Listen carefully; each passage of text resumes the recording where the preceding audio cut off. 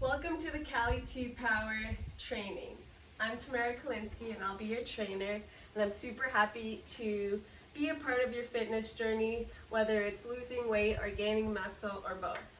So a couple things I want to go over before getting into the exercises is proper spine mechanics, having a neutral spine during your exercises, or even in your daily living, as well as how to properly engage your core. So these are a lot of things that people oversee and think they're doing it correctly. Nowadays, people are always texting or on the computers where their shoulders are starting to round in. And just looking at this, you already see my spine is not in a good position. And that's gonna just carry out through on your life. Or we have people that are hyperextending in their lumbar region where their bum's kind of sticking out and their chest is sticking too far out and their stomach's sticking a little far out, and you're kind of losing that nice figure, right, in both of these positions. So it's really important to keep these in mind. I actually struggled a lot with, in my earlier years, pushing out my bum. Like, I didn't realize that, but that's all I knew because I wasn't engaging my core properly. So a couple things to correct these spinal mechanics is to have a neutral spine. And by doing that, you're going to, first, I'll start from head to toe. You're gonna set your head slightly back, tucked in, kind of thinking like you're bringing your ears to your shoulders. Not too far in where you're like, I got a double chin, just a bit. And then you're gonna set your shoulders back, up, back, and down. So up, back, and down. And you're gonna hear that a lot in the instructional videos to cue for certain things, like when you're doing a bicep curl or like a row or anything like that. So it is very important to watch the videos to make sure you're doing it correctly. Next, after your head and your shoulders is going to be your core. So you're gonna push your belly button to your spine. You're not like sucking in, you're just slightly engaging that core, belly button to spine. And last, you're gonna squeeze your butt cheeks. So you should be looking like this. My rib cage is over my hips, my core is tight, my bum is tight, my shoulders are set back and down, and my head is slightly tucked in. So in a lot of your exercises, this is the position you want to think about. Whether it's doing a core exercise, you don't want to let your head flop around or turn it. These kind of things, like just turning your head, can really injure you, especially in a deadlift.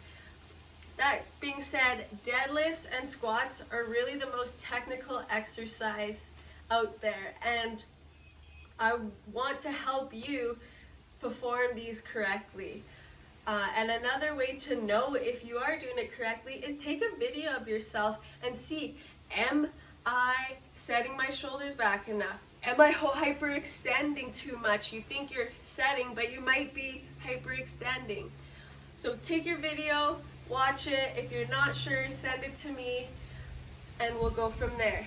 But another thing you can invest in is a hip circle, or also known as a booty band, when you're performing a squat or a deadlift, because this is where it starts to get a little technical and you want to avoid injuries as much as possible. So with your hip circle, just put it above your knees and have your feet pointing straight, or the littlest bit pointing outwards. A lot of times in videos or in other people do it, is they have their feet already out, which is fine, but that's kind of like, now you're really pushing your knees out and it kind of feels uncomfortable. I prefer to have my feet neutral position, and I'm using my knees and my hips to push out. First, my toes already outward, so nice and straight, and my knees are doing the work pushing out. So what that does is give your hips a stable position because it's torqued, it's nice and tight, and then I can pop back up quick. Versus where I'm like not controlled, feeling floppy and gross. So feet straight, push your knees out. You can even picture like there's a newspaper on your feet and you want to rip it apart when you're going down into your squat.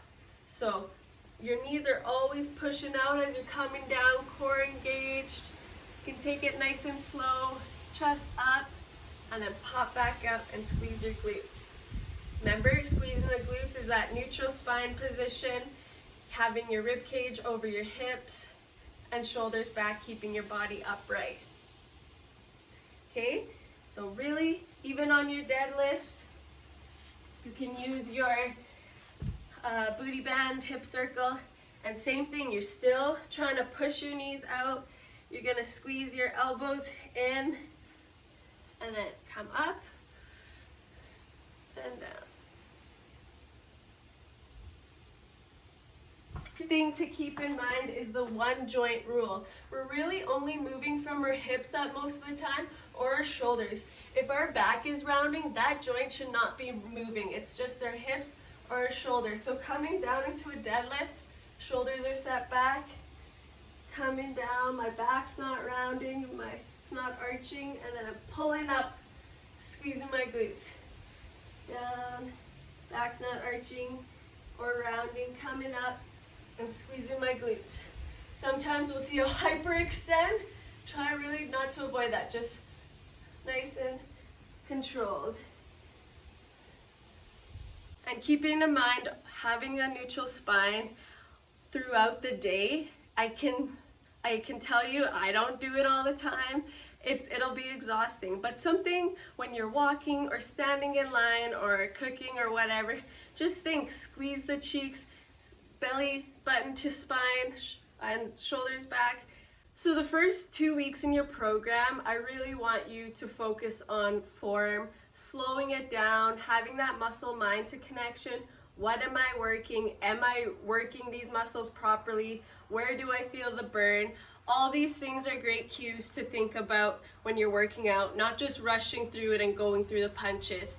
You really will save yourself like time and energy, because if your mechanics is a little improper, your body is undergoing through a little bit of stress and it can handle that, but after time your body's going to start to feel it and it's not going to be enjoyable.